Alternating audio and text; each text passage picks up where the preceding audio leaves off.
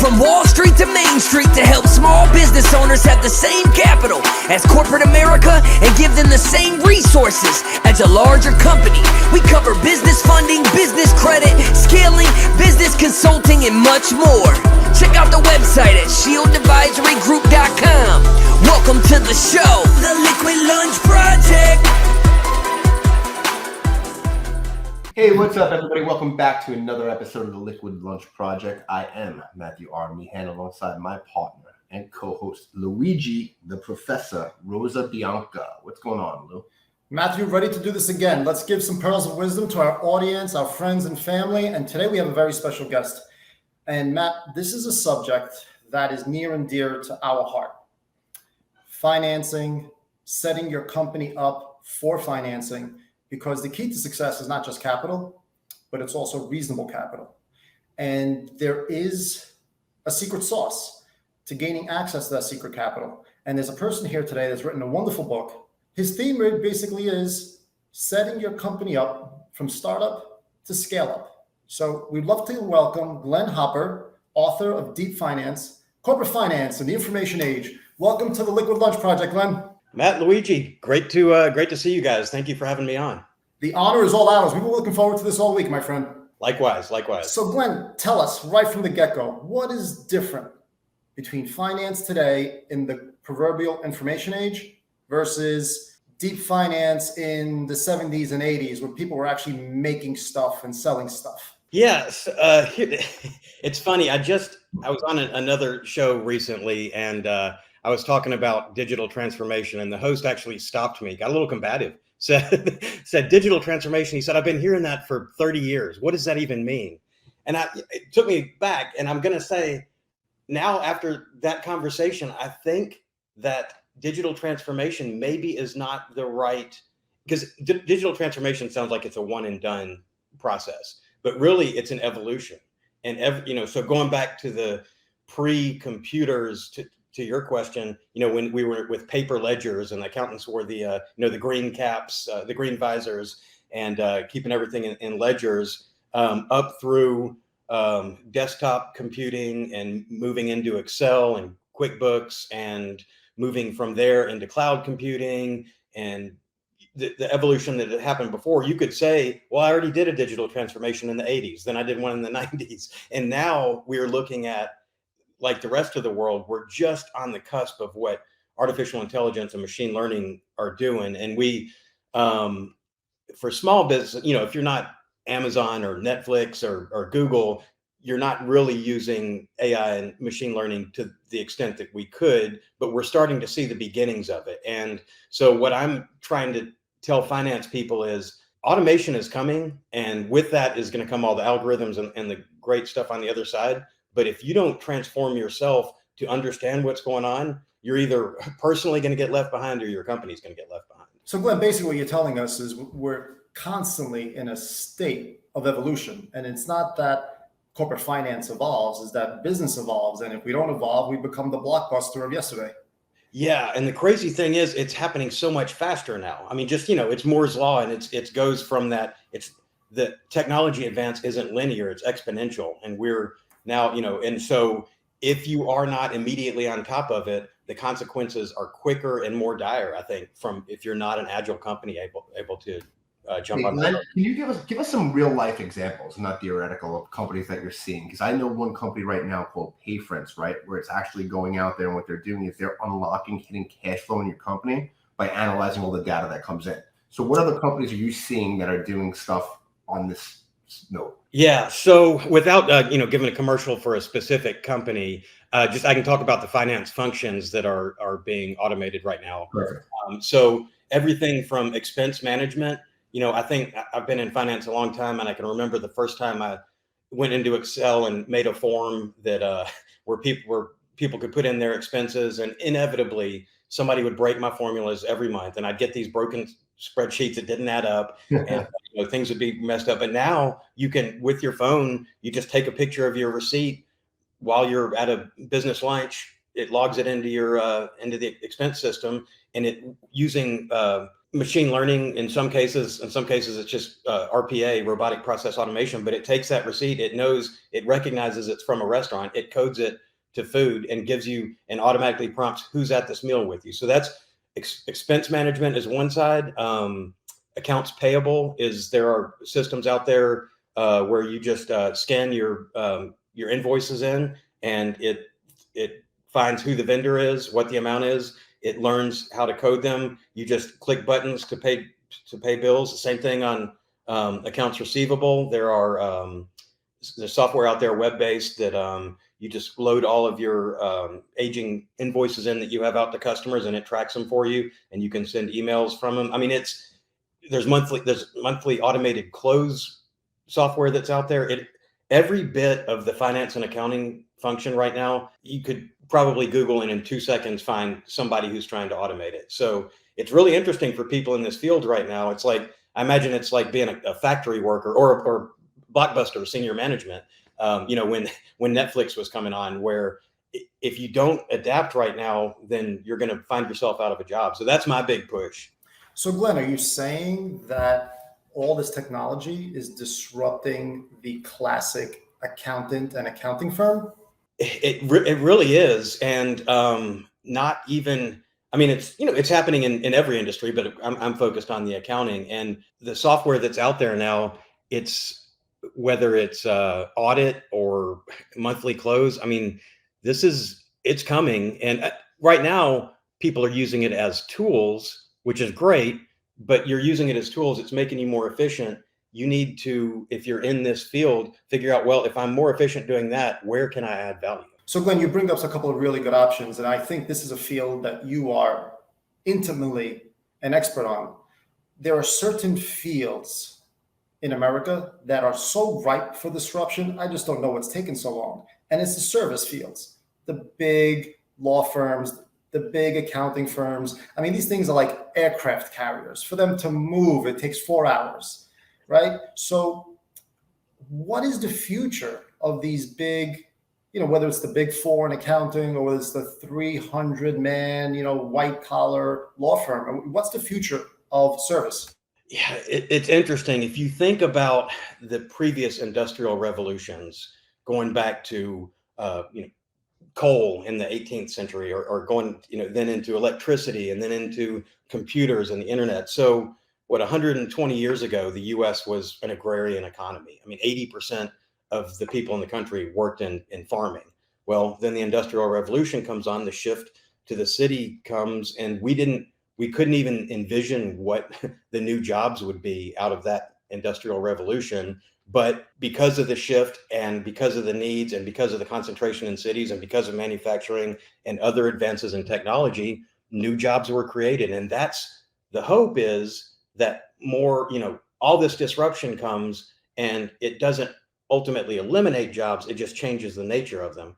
But to your point on, there was a great article in the New York Times last week that was, the robots are coming for Phil in accounting. It was basically, yeah, we understood that blue collar jobs could be replaced with robots, but now it's getting to the point where the technology is so good that it can replace what humans do. So you have to find a way to work in concert with that technology, but then where is the human value? And so you asked the question, and maybe I gave all that exposition and I don't really have an answer, but other than to say, I completely agree with you. And it is, I mean, you could argue now that if you feed law into a piece of software, an algorithm, and you feed case history into it, that you could replace a judge with the machine based on, all the data that you had and all the rulings that were made. You could take it from one circuit court or whatever, or, just apply it all in general. And it's going to use those algorithms to determine innocence or guilt, but the same way that Netflix recommends movies to you. Glenn, but maybe we're onto something, right? Because for as long as there will be legislators, the IRS code and penal statutes will be arcane and very difficult to interpret. So maybe the new role of the accountant is that of the advisor and of the proactive planner, as opposed to the line item ledger keeper.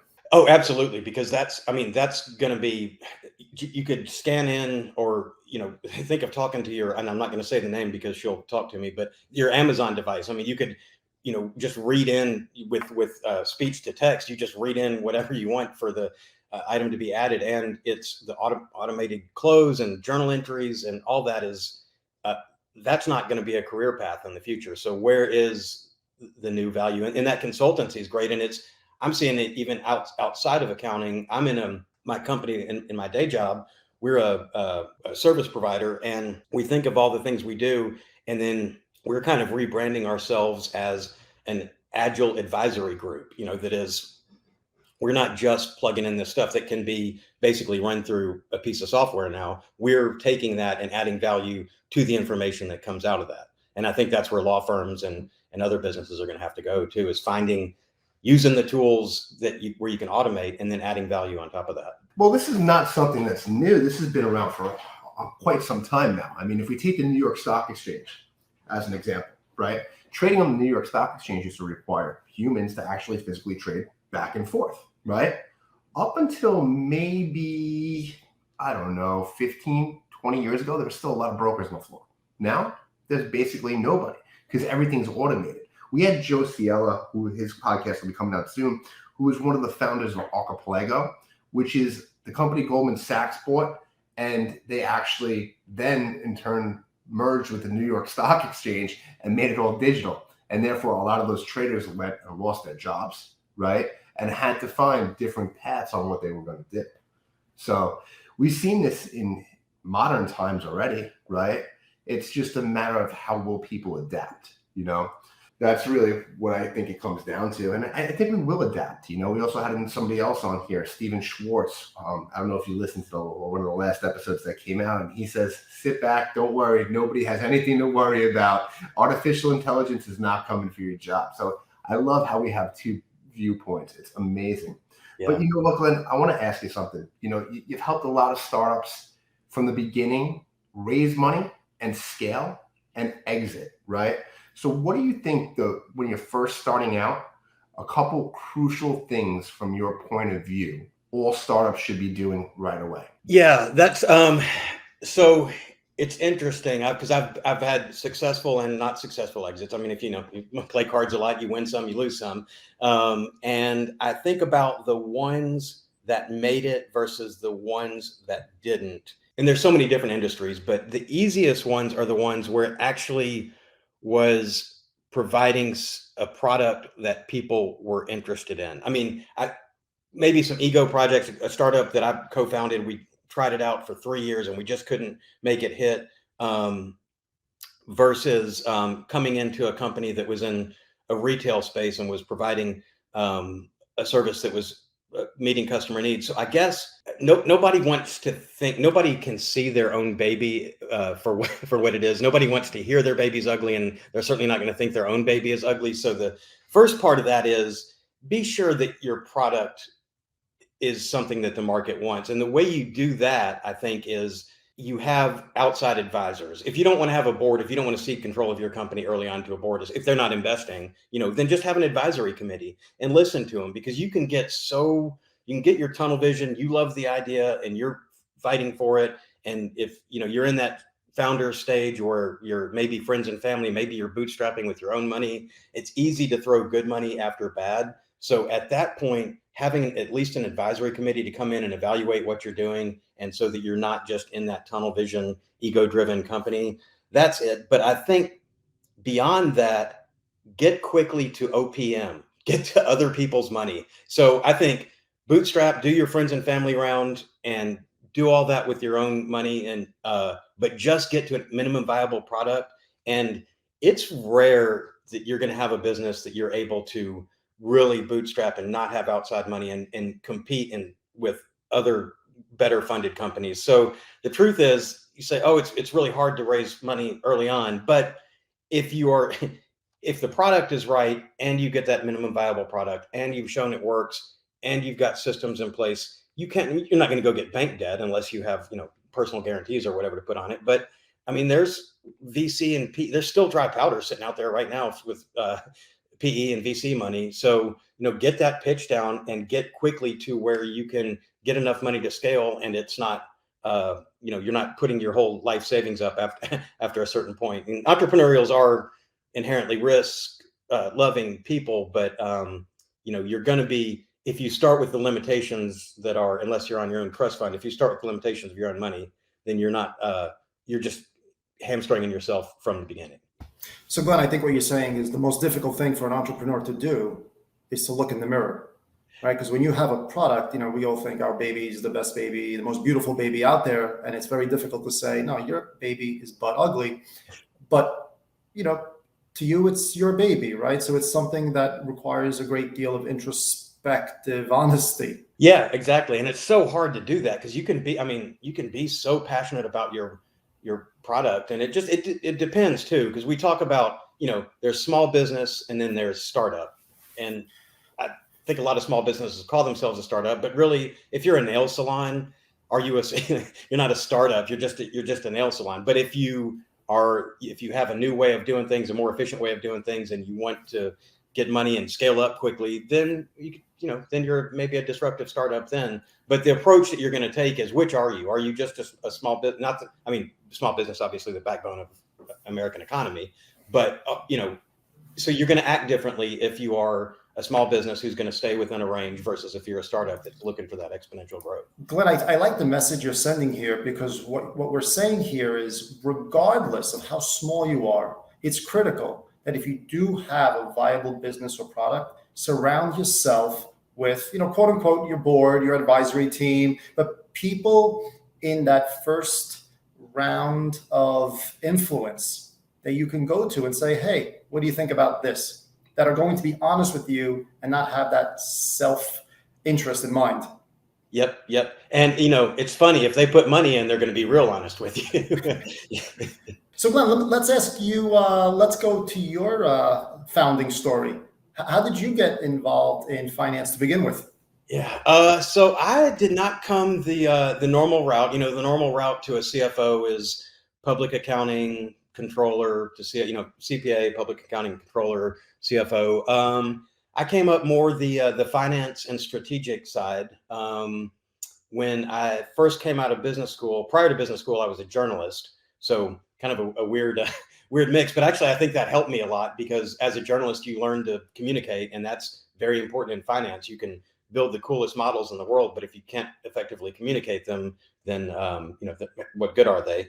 So finished business school, got a job actually starting out in marketing. And I always used to joke that the way I got into finance was I was really good at Excel and PowerPoint. It didn't matter if I knew anything about finance, but the fact that I could operate these two pieces of software, people thought, that's really cool. I'm old. So this was back when there was still the Clippy guy on the Microsoft applications. But so I was in telecom, I worked in marketing, and I became the de facto numbers guy in marketing. And then I got snagged by the chief operating officer, actually, to come do.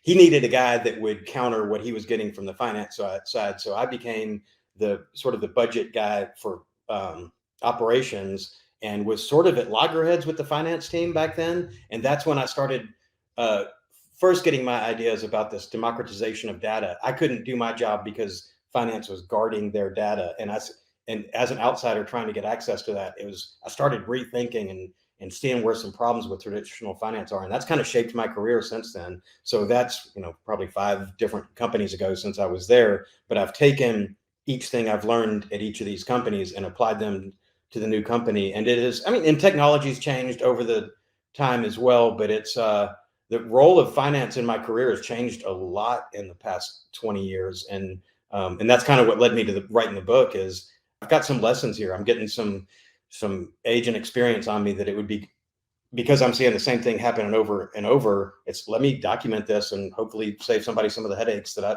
went through. Glenn, now speaking of things changing and evolving, you're actually speaking to us from the de facto business capital of the United States, also known as Nashville. Yeah.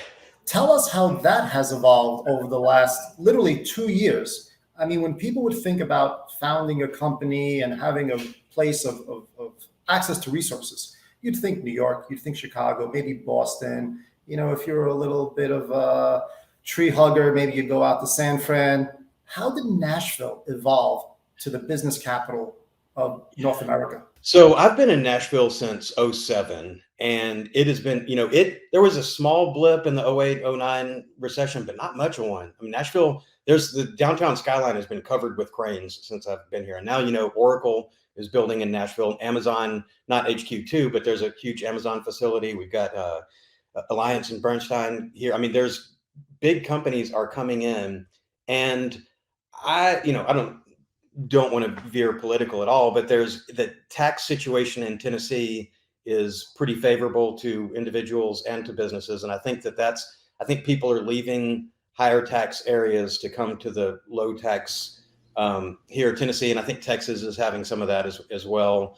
But it's almost like one item begets the next. And the growth that's happening down there and the talent that's here, I don't know, Nashville doesn't have the infrastructure that your northeastern cities do, and it's already so packed. I just think about commuting around here, but we're going to hit our cap at some point, I would think. But the same way that I keep thinking the stock market's got to have a correction, it just keeps going. So, I don't know. I keep thinking sky is falling, Chicken Little here, but it's amazing. I can't believe the ongoing growth, but it keeps coming, and it's a vibrant place to be. And I really think now we're on people's minds because they're hearing about another big company moving here. Glenn, we appreciate you not being political, but people vote with their feet. People are leaving California, they're leaving New York, and they're going to Nashville, they're going to Texas, they're going to Florida, places that are not just more politically attractive, but they're financially attractive. You can set up a company and have a comfortable relationship with government in places like Nashville, in places like Austin, in places like Tallahassee, that you can no longer have in places like Brooklyn or Silicon Valley. So whether it's political or financial or maybe just cultural climate, the facts are that you're in a pretty groovy place. Yeah. And it's an interesting, it's an economics case study playing out right before us. You can see the growth in regions like this versus the exiting. And then you look at the tax rates in the states where people are leaving, and it makes sense. So Glenn, my next question is for my partner, because as you know, my partner is a Wall Street veteran, and you've told us the importance of startup to scale up and what you need to do to get to that level. But I think we're missing a really critical piece of the puzzle is before we even try to scale up, what are the credentials that company has to have in place? I know we talked a little bit about AI and having all this automation, but Matt, you're starting up a company. What are the prerequisites to making certain that you've got that credit worthiness and the protocols in place to even be lendable? Now, Glenn mentioned having these viable products. Great, we have a viable product. But even before that, what's the viable product 1.0? It's going to come down to the 3 C's, right? That we teach all our clients. It's either going to be credit, cash flow, or collateral. And that's the only way you're going to grow.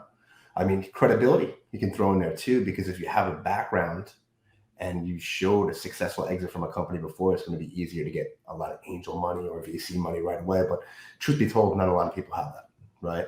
So you're going to have to bootstrap it and use cash flow, credit, or collateral, right? So at first it's going to be tough, right?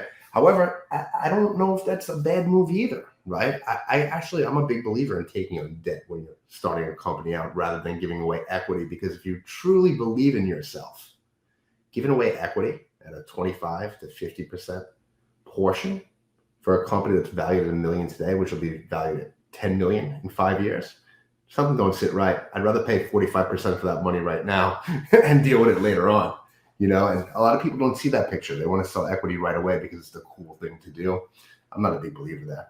What are your thoughts on debt versus equity, Glenn? My experience with debt has been, I love that credit, collateral, and cash flow, because I've worked with companies who have the founders mortgaged everything that they had to finance the company. I've worked with high net worth, founder is high net worth individual, and they can personally guarantee the loan on the company. And banks will talk to you if you're a high net worth individual and you can guarantee the loan yourself. They think great, or if you have enough assets that you can mortgage, they'll great. We'll take a lien on your house, your summer house, your boat, whatever you have.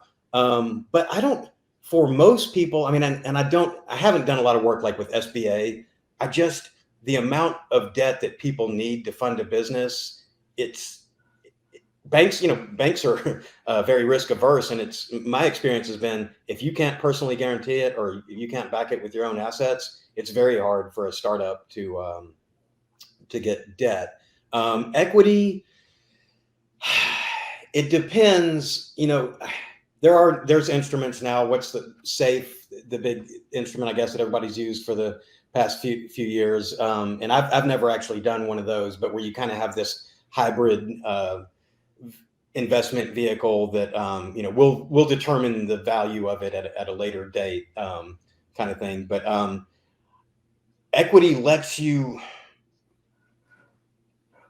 I don't know, it's bootstrapping from the beginning. If you're, so the company that I tried to start years ago was a streaming audio company. And it was expensive, but we got a proof of concept in, probably $500,000 all in to get sort of our minimum viable product and a marketing plan in place and the staff that we needed to support it. And it worked pretty well. I mean, it was, it wasn't a technical issue was the reason we weren't getting any traction. But then even with $500,000 invested, we didn't have the kind of money to go compete and advertise against the larger companies who are doing the same thing. So a bank's not going to give you debt on that. So equity was the only way that we could have grown, I think. Well, so we run a fund, me and Luigi. I don't know if everybody's familiar with this, where we do revenue-based financing, right? It's a different type of structure where we base it upon the cash flow of the business, right? However, it's extremely risky, so we got to mitigate our risk. The way we mitigate our risk is we take a percentage of your daily sales back or your weekly sales once a week rather than the traditional once a month, because we find that making one lump payment at the end of the month is not beneficial for clients, right? When they get used to these small payments coming out every week, it works better for us. We get our money back. We feel safer. The more safer we feel, the more money we're willing to lend you, right, when you need it. And it helps our clients out that haven't been in business for 2 years, like you said, and don't have the credit rating that the bank has. Maybe they were an entrepreneur before. Maybe they had a couple businesses that failed, right? Maybe they put their credit on one. Could be 500, 600. Doesn't mean they're a bad business person. It means they had a couple failures. Who hasn't? In business, we've all had it before, right? But the truth of the matter is the bank's not going to lend to them, right? The SBA is certainly not going to look at them. So they got to find these alternative financing options. And that's what's actually popped up and grown like wildfire since 2008. The merchant cash advances, the revenue-based financing, the unsecured credit lines. However, they come with higher interest rates. They're not your traditional 15 to 18% on a business loan rate. You're talking 30 to 40% for the money, which seems outrageous on the surface, but what else can you actually compare that to? That's super interesting. So I didn't realize that's what you guys are doing. So you're obviously taking some risk, but I like the way you're mitigating by taking those weekly payments instead of monthly. And I guess you've probably got your own assessment that now I'm interviewing you. Yeah, that's just one program that we run over here. But yeah, so that's it's a program that we use for our clientele that doesn't have the right criteria for a bank, or for some reason maybe they're tapped out with their bank and they have an opportunity that they need to move on immediately. We can fund up to $10 million inside of 72 hours, where no bank there can do that. That's cool. And yeah, and honestly, I have not. Finance guys are a little more conservative maybe than founders are a lot of times. So I've not even looked at all the potential out there for different types of financing. And it's what you guys are doing sounds very interesting, and I could see that being appealing. Well, Glenn, I think part of that theme was in your book. That's the disconnect in America, is that bankers are not businessmen and businessmen are not bankers. That's why they need guys like you to write books to try to connect those two dots, because that entrepreneurial zest that is necessary in this country, to take it on the chin over and over and over, especially over the last 15 years. Like the last 15 years, the United States is Mike Tyson and the small business owner is whoever he was fighting. Okay? So to survive that, you got to get creative. And to get creative just requires tenacity. And that's why we really appreciate your book and your contribution to the small business society in America. Tell our fans, our audience, and Matthew, who hasn't bought it yet, where he can find Deep Finance. Yeah. So Deep Finance is on, I guess everybody goes to Amazon as their first stop now. So it's available on Amazon. There's an ebook and a printed version, but Barnes and Noble, if anybody still shops there, but Target, really anywhere. I do. I go to Barnes and Noble once a week. I swear to God, I'm old school. Cool. Well, Deep Finance is there. So yeah, it's available pretty much anywhere that you can buy books. Matthew, you're going to get a stocking stuffer.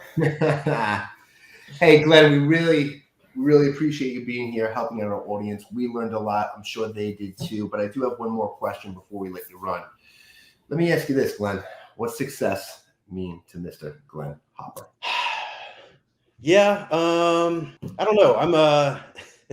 I've been chasing something my entire life, and I've had wins and losses.